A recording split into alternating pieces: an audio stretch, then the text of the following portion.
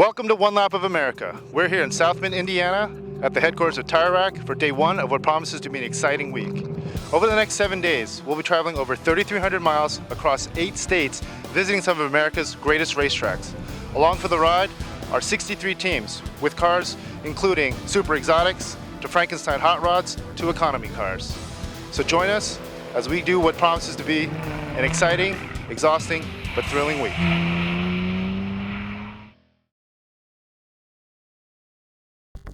We're here at One Lap's Tech and Safety Inspection. What they're doing right now is they have engineers taking a look at each car as it comes in, make sure it's safe, checking for things like the fire extinguisher, fire suit, first aid kit, and also to make sure that they're running the right tires. Now the deal here is that on one lap also means one set of tires. So these guys come in, they check the tire, they spray paint it, they mark it with a sticker to make sure that these guys don't cheat at every stop along the way. Okay, we're here at Tire Rack's headquarters in South Bend, Indiana. We're on their wet skid pad for day one's first event. This is the wet skid pad, a 200-foot circle. Cars are running around in each direction, clockwise and counterclockwise. And we've done about a half dozen cars right now, and already a new record. The Team Cannonball GTR just did a .953 in the wet, which is amazing. The record was .93 done in 2004 by a 79 Porsche 911. So far so good. I haven't seen any cars go off or destroy any tires. Next up, we're going to Audubon Speedway in Illinois, so see you there.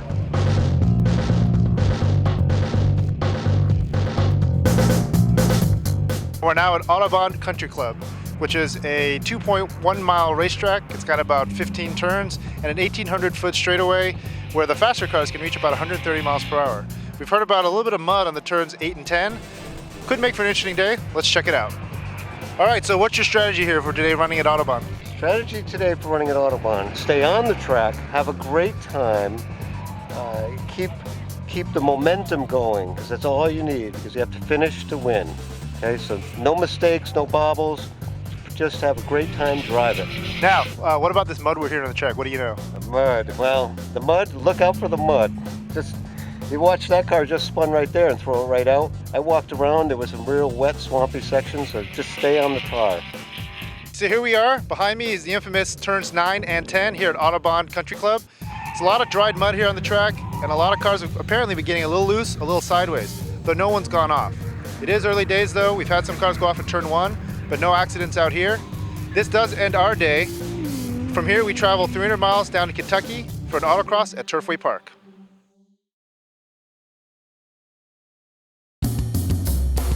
Good morning. We're here at day 2 of One Lap of America out in Florence, Kentucky at Turfway Park, which is a horse racing track. Now we're here because this is sort of a makeup event. The original Bluegrass Parkway didn't go so well. They had last minute problems. So we're out here for an autocross. Now as you can see, it's raining a little bit. There's moisture on the ground. Should make things very, very interesting. There's a bit of an elevation change on the track, and combined with this wetness, we should see some interesting things happen out there as cars go slipping and sliding.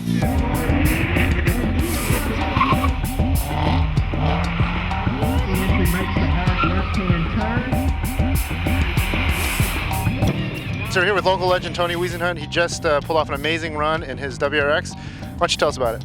I finally put all the dots together and pulled off a good run. Was struggling a little bit earlier with the wet conditions, but my turning concepts WRX pulled through for me. All right, cool. Now it looks like you're in second place behind the GTR, ahead of that GT2. How do you feel looking at what's coming up next? I think we're in a good position to finish top 5. I am a little fearful with the high horsepower cars. What's going to happen? You know, when we get to Daytona and Sebring, because they got quite a lot more power than I have, but we'll see what happens.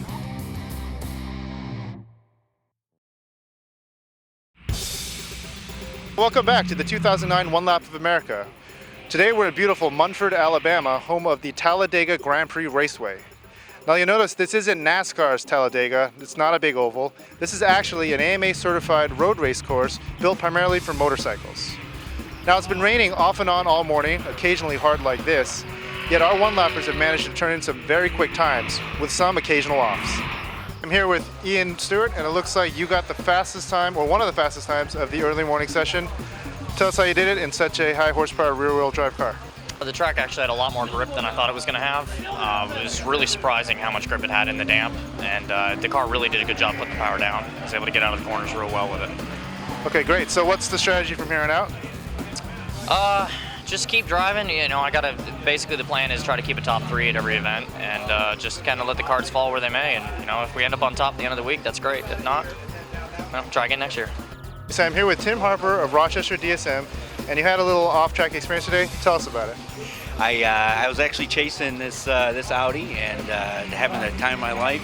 The car was ripping, and when you're spaced apart and you see you're catching somebody, your adrenaline just goes crazy, and it's just game on. So I pushed a little bit too far.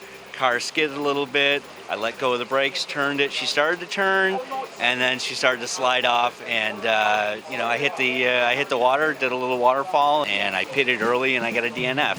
And for that, I get to wear the Nancy pants for going off and getting a DNF. So that's it for day 3 of One Lap of America. It's been a wet and wild day out here at Talladega Grand Prix Raceway. The only day so far that's had 2 races at one venue. There's a reason for that. That's because right now we have to hop in the car and drive 600 miles down to Sebring, Florida.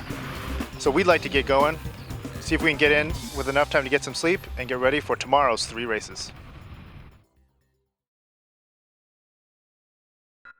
Okay, it's day 4 of the 2009 Tire Rack One Lap of America, and it's a day of many firsts for us. Number 1, it's the first day that we're running under full dry conditions. The skies are clear out here, weather's great, nice, warm, balmy, but more importantly, the track is very, very dry and very, very quick. Number 2, this is the first time the One Lap competitors run at a real big track.